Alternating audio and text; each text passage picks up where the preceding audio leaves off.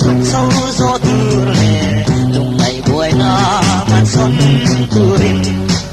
tu na thấy nên tê rồi tê to từ rim ít tiếng tê to em lệ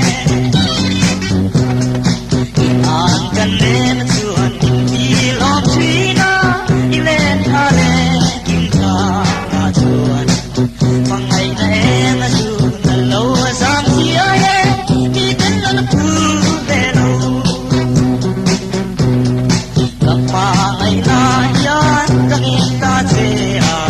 chỉ tìm lại bỏ tùy hăng đằng xe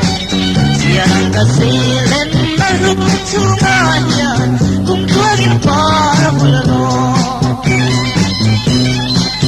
an cần đến chuồn đi lòng thủy na lên hà lệ kim ca na chuồn